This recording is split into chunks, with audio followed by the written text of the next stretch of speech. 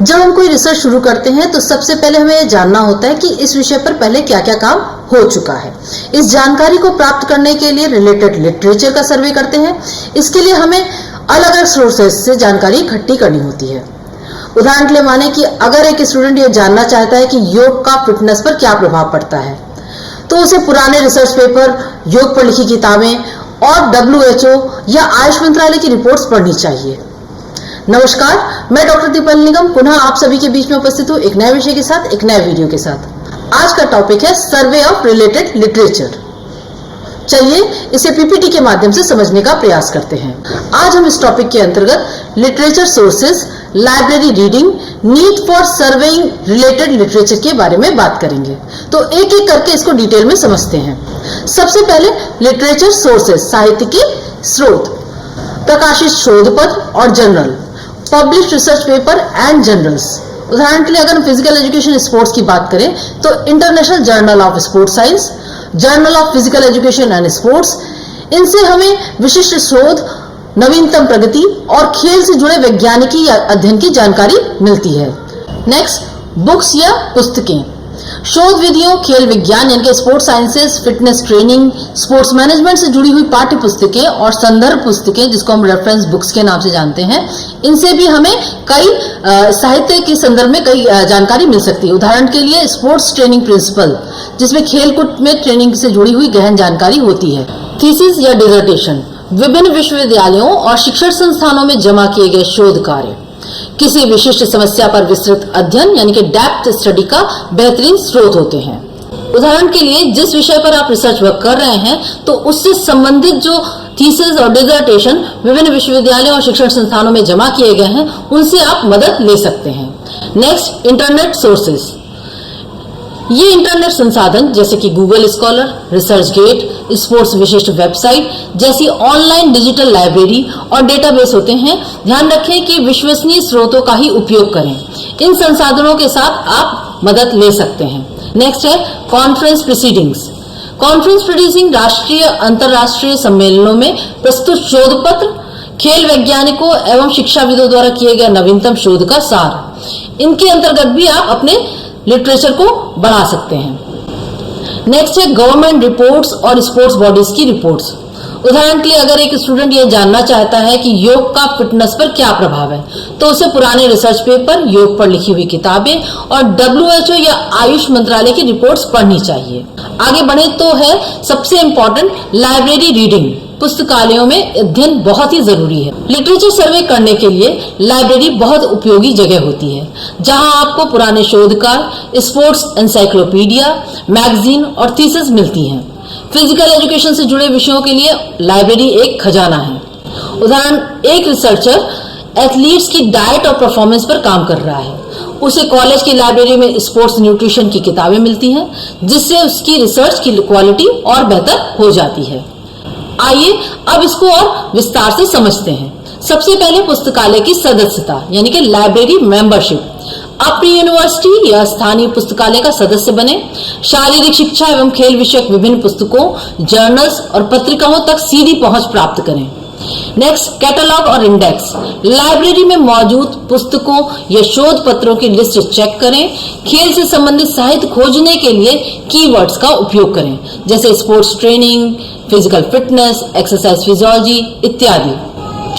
Reference section का उपयोग करें। रेफरेंस सेक्शंस में एनसाइक्लोपीडिया, डायरेक्टरी, बिब्लियोग्राफी जैसी पुस्तकों से अतिरिक्त जानकारी प्राप्त करें।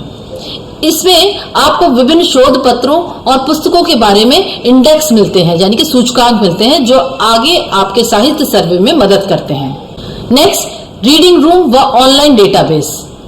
कई लाइब्रेरी में ऑनलाइन व ऑफलाइन दोनों रूपों में साहित्य उपलब्ध होता है। उदाहरण के लिए कुछ विश्वविद्यालयों में शोध गंगा जैसी ई थीसिस रिपोजिटरी उपलब्ध रहती है, इनसे आप संदर्भ सूची ले सकते हैं। नेक्स्ट, संदर्भ प्रबंधन यानी कि रेफरेंस मैनेजमेंट। लाइब्रेरी में जो भी उपयोगी संदर्भ या उद्धरण मिलते हैं, उन्हें नोट करें या अपने सॉफ्टवेयर में सहेज कर रखें। भविष्य में कोई शोध लेखन के दौरान उन्हें उद्धृत या साइट किया जा सके, इस तरीके के संदर्भ प्रबंधन होते हैं।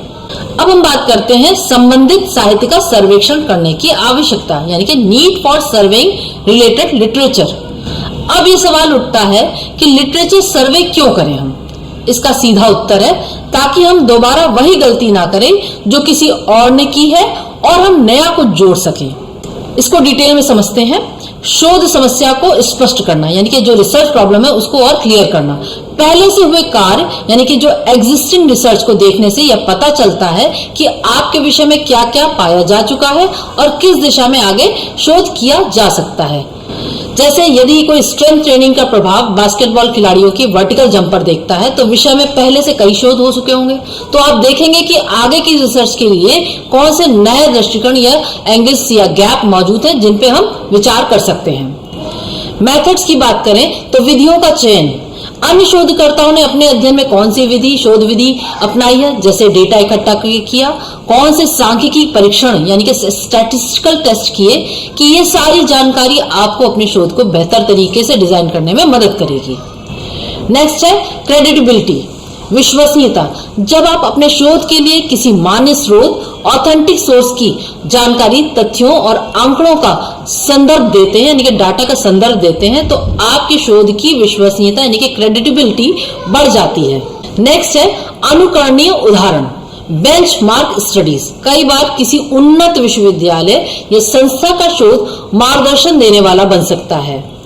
जैसे स्पोर्ट्स बायोमैकेनिक्स का प्रसिद्ध जर्नल या कॉन्फ्रेंस पेपर पर दिखा सकते हैं कि शरीर की कौन कौन सी मांसपेशियों को बेहतर बनाने से खेल प्रदर्शन बढ़ता है।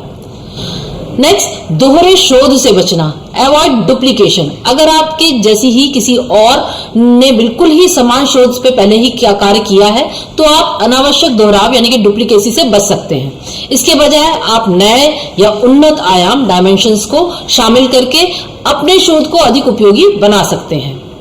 नेक्स्ट है परिणामों की व्याख्या में सहायता, aid in interpretation of result. जब आप अपना डेटा एकत्र करते हैं तो संबंधित साहित्य से पहले से ही मौजूद थ्योरी और निष्कर्षों की मदद से अपने परिणामों को विश्लेषण या व्याख्या कर सकते हैं। इससे आपके निष्कर्षों को उचित संदर्भ मिलता है।